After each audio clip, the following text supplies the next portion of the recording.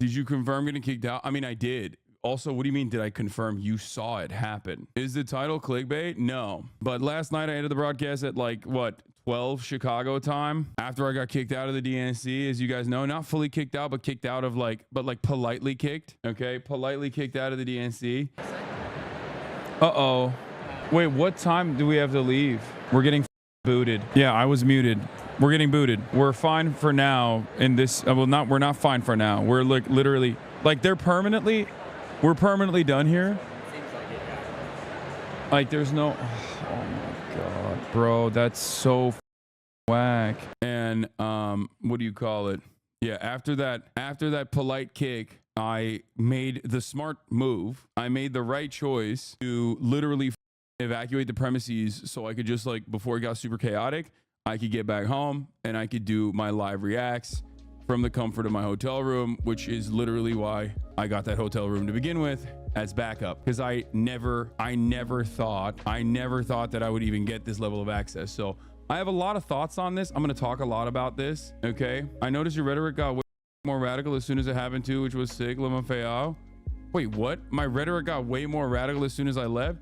Dog, I literally was pushed away because of what I was doing that was considered radical, which is wearing a Palestinian flag on my waist, talking to Palestinian Americans, including Corey Bush as well, outside of the DNC United Convention Center. Like I never stopped advocating for the same things that I was advocating for inside of the DNC, outside of the DNC. That never changed. Okay, was that confirmed? There's just whispers. Okay, it's not like they're not going to release an official statement, but just know that when there's a situation like that unfolding, there's like a million different people that are in communications.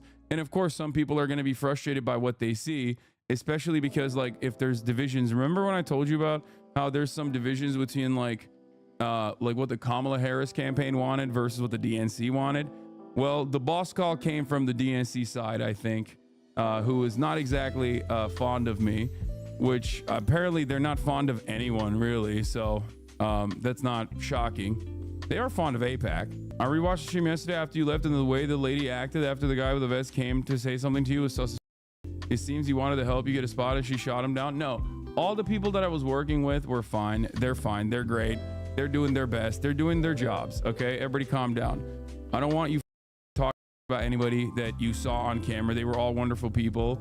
They were all literally, they were not only wonderful people, but they were also like, you know, they put up with my ass. Okay, I don't think like my asks were all that crazy. I've given these asks ahead of time, obviously. Why would they think of you as an agitator? Charlie Kirk, Matt Walsh, Michael Pillow, Fox News. What about them? I'm gonna tell you guys all of this. Okay, I'm gonna tell you about everything. I'm gonna tell you about everything. You were a bit of a diva. I was not. Like, you guys are so funny because like you're watching from over there being like, oh, you're being a bit of a diva. It's like, no, dog, you have no way of like, bro, I was polite to every single person across the board, always. Even after I got kicked out, I was still polite.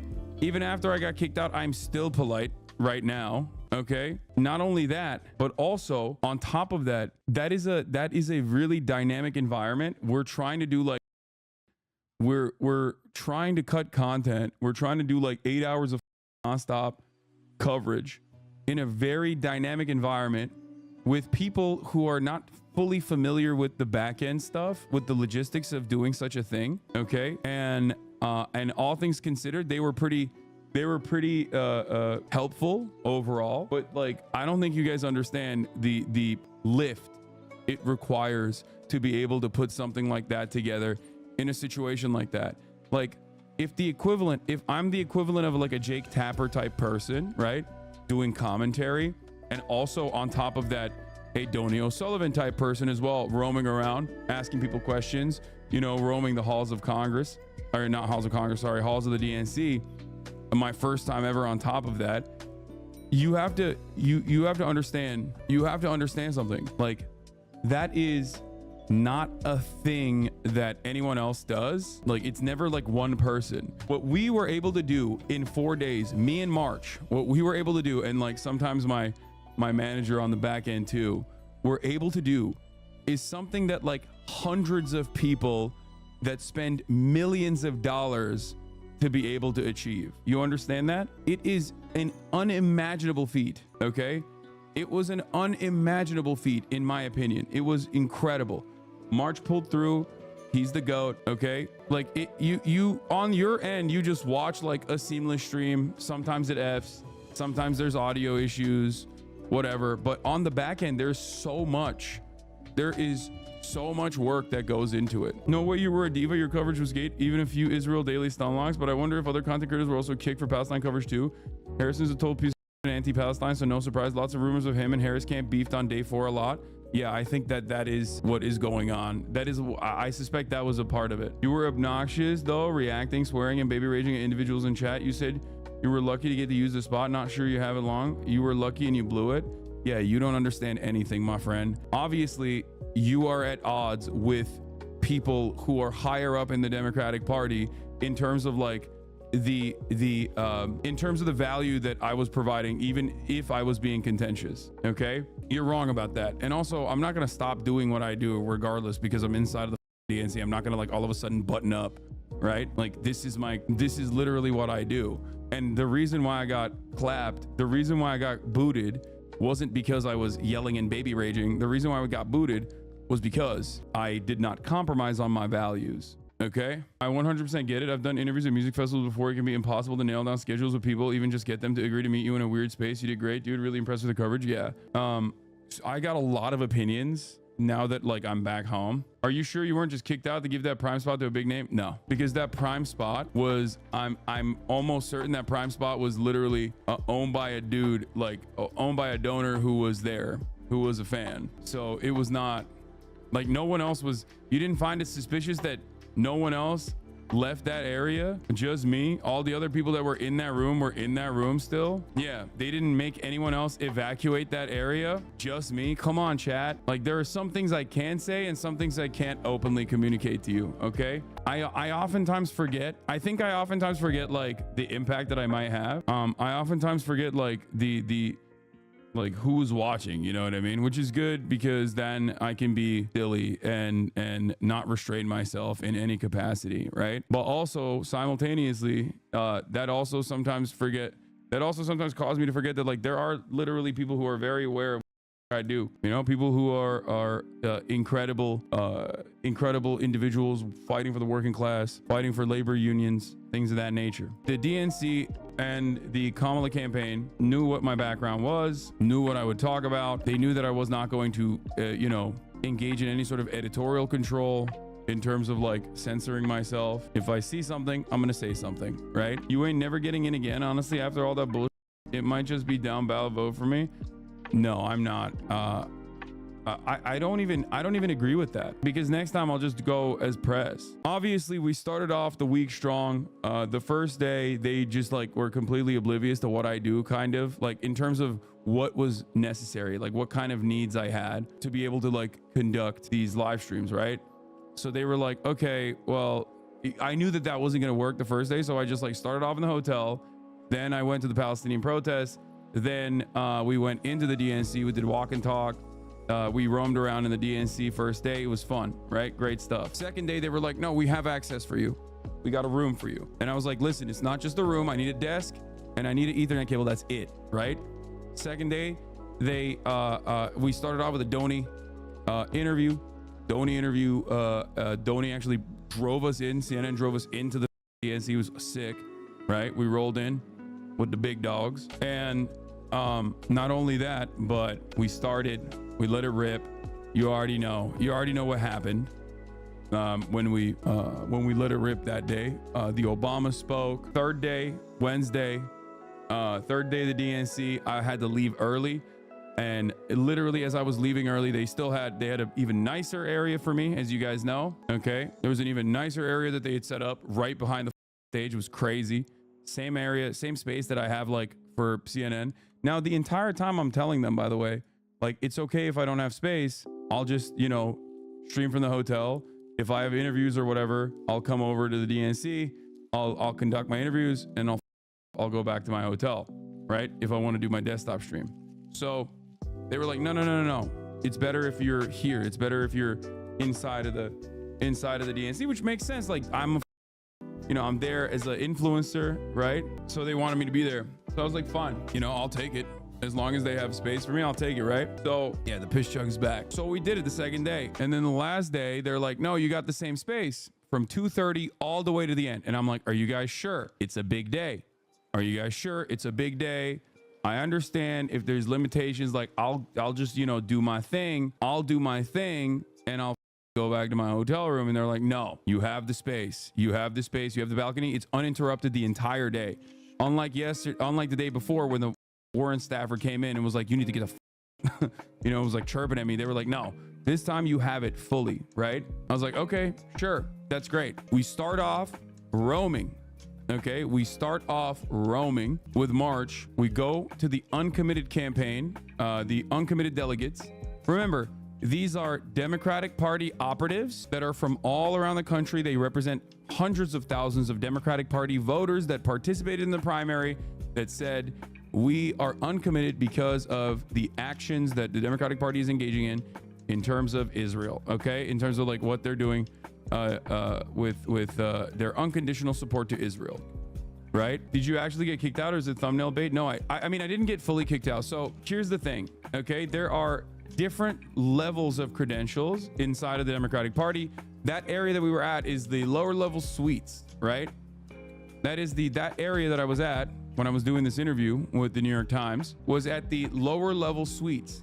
This is the same exact level that like CNN is on. It's the same exact level that like MSNBC is on. When you see like Jake Tapper and whatever, like sitting in front of that podium, in front of that stage, like they are literally, they're on the same level. They gave me the balcony on the same exact level, which is insane access. Okay. And at that point I was thinking like, honestly, like, I mean, those are like, yeah, those are $500,000. Like people pay $500,000 to get those suites. Okay. And the fact that I had the access to that level to like show you this background at all, I'm happy. Like I was going to take anything they were giving me, right? Anything and everything that they were giving me, I was taking. Yeah. Chris Cuomo said those suites cost millions of dollars. Someone at the DNC probably said, what the are we giving this guy this great suite who's on us the entire time? Yeah, I know. So they didn't obviously like say, off, you're done, we're revoking your access completely, you need to leave the premises. They didn't do that because that would have been a much larger, I think, much like that would have been a little silly for them to do. But they basically made it so that like they made it as impossible to stream for me as possible by coming in and saying randomly, out of nowhere, coming in and informing me that I had to leave immediately. Like they were like, you have to clear out immediately. That's what they said. And I was like, what? You saw it. I think it's on my last like YouTube getting kicked out of the DNC YouTube. Like you probably at gunpoint. There's no fighting back. If they say, when someone says you got to leave this area and like move to a different area, do you know how many secrets are permanently space? We're fine for now in this. We're not fine for now. We're like literally like we're permanently done here. Bro, that's so whack. Chat is going to understand those boxes are all owned by individuals, meaning they have the rights to any and all events held in the United Center. The box owner ultimately has final say who's in there and can kick out whoever they want. So, yeah, I did the Dr. Disrespect face gestures when my mic was muted, okay? They also told you to stop stream. No, they didn't. Sounds like someone gave you that space without permission. No, dude, what are you talking about? You have no, just stop speculating. This is what happened. That morning, I interviewed the uncommitted delegates. Okay. These are Democratic Party operatives themselves, people that have fought against Republicans in their own states, people that have positions within the Democratic Party. These aren't like, anarchists. These aren't like the protesters outside. These are people who work within the confines of the Democratic Party. These are Democratic Party delegates. That's why there wasn't so many people outside in the protest, because they're not letting everybody in. They're obviously not letting anyone in, as a matter of fact. Okay. They had a Palestinian American. They had multiple Palestinian Americans that had speeches that were pre-vetted and pre-scripted, as always, that would endorse Kamala Harris at the end of that speech, as a matter of fact. That was the those are the conditions, right? And they had put forward these speakers, and the Democratic Party was not playing ball with them at all, which was kind of up. This is a very reasonable demand. It's a reasonable demand. It's a moral demand. It's a just demand. It's electorally positive for the Democrats to like show that they're a big tent that also features, Palestinian voices as well. These are American voters, right? These are American Palestinian voters and their friends. These are Arab voters and Muslim voters in key states. Okay. So obviously, I find it ridiculous that they would not, they just wouldn't do anything about that, right? Like they wouldn't let that happen. The UAW was pressuring, donors were pressuring the Democratic Party. Okay. A lot of pressure was happening for, on the last day to have, to have a Palestinian American speak. They had Border Patrol guys on. They had, like anti-choice Republicans on. They had other Republicans on. They had a bunch of Republicans on. Like, it's crazy. They had an Israeli American family speak, whose son was being held hostage by Hamas as well. Is of course understandable. Like, those are families that are suffering. Their voices also must be heard. Okay, that makes sense. But to do that and to then turn around and not have any Palestinian Americans, it obviously shows that there's a double standard. And now you have like UAW and other unions also applying pressure as well. And I think they should apply more pressure, as a matter of fact, regardless of the fact that like Joe Biden was very pro labor union and, walked the picket line. Like, it's great that he did that, but I think that there's no other way. There's no other way to get the Democratic Party to meet these demands. Pressure from all vectors need to happen in order to get the Democratic to move on this issue, to get the Kamala Harris campaign to move on this issue. I said last night, the attitude from the Dems cannot be, or 2 nights ago, cannot be that these people are simply spoiling the fun. Their demands are moral, reasonable, and just. Forcing Israel to commit to a ceasefire through measures beyond tough talk will also be electorally beneficial to the Democratic Party. So it's a win-win-win-win-win-win-win-win-win, okay? It's a win-win-win. Everybody with eyes can understand it. Everybody with a brain can see what's going on. Unless you're completely in a bubble. Unless you're completely in a bubble, you look at the situation and you're like, why wouldn't these guys speak? What are you talking about? Do you think it was a space management issue, or was there a problem with you and your ideas? Because this sounds like a big and chaotic event. No, it was straight up about what I said and what I was doing there, okay? UAW posted this as well. Mehdi Hasan also then reported on other reporters being briefed that the DNC accepted the Dem state rep Ruva for Georgia, who is a Palestinian American Georgia state representative, who is, who had a speech that was ready to go. That they lied. The DNC lied and said basically, oh, it was actually the uncommitted movement that turned her down, which I think is ridiculous because obviously, what do you mean it's the uncommitted movement? They are the ones who put her forward. It's a lie being told, I assume, by DNC spinners now on the defensive. Uncommitted are the ones who pitched her, and there's still time for the DNC to put Ruva for Georgia on stage tonight for 2 minutes. If they have time and space for a former Republican congressman and for Israeli members of a hostage, they have time and space for an elected Palestinian Democratic lawmaker.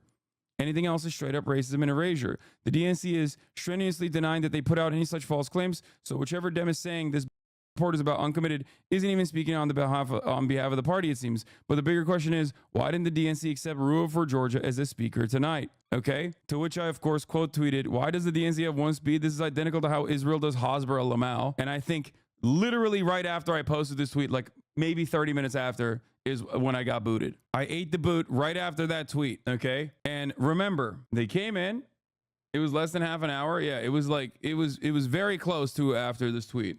I don't know the exact timestamp, but here's the thing, okay? I had a New York Times interview that was being conducted at the time when they were like, yeah, you got to clear the space, which I thought was pretty crazy, okay? It was like 25 minutes after that tweet, but I still had a New York Times interview that was coming, Ken Benzinger, and we still did the New York Times interview, and then they made me clear out my desk and clear out my underestimated Hasan's power. You were walking around openly declaring you had more consecutive viewers than the big news guys. I mean, I was memeing about that. Okay. Now I know, because obviously there's like a shit ton of people involved in these decisions and like, playing roles in this. But now I know that like there was, I had heard that there was like already a little bit of a difference in opinion with the Kamala Harris campaign, who I believe wanted me there, versus the DNC, which did not think it was a great idea. Okay, there was a little bit of friction, a little bit of tension, and then obviously, like after that, the boss call was the reason that I got exited in a polite manner. It was not like you're out of here, get out of here, you're done. Okay, it was more so like, hey, you can't be in here anymore. There's a really important person coming in here and we have to clear out the space. Except we're not really clearing out the space. We're only getting you out of this space, right? And when I asked, like, is there another place that I can go to? I have these interviews lined up. I have the Ilhan Omar interview. I have the AOC interview. I have the Sean Fain interview. Like, I set all this stuff up with the full knowledge that you guys gave me, that like with the confidence that you gave me that I have this space where I can do these private interviews, like conduct these private interviews. They said, no, you don't have any other place that we can put you to. Okay. But anyway, do you think you'll be invited back to the next DNC? Probably. But regardless of that, regardless of their actions, I still am very happy. I'm still very happy with like what I was able to do. And that's it. I hope that it was entertaining. And I hope that, not only was it entertaining, but also informative. And I hope you guys got a better understanding of, what was going on internally over there.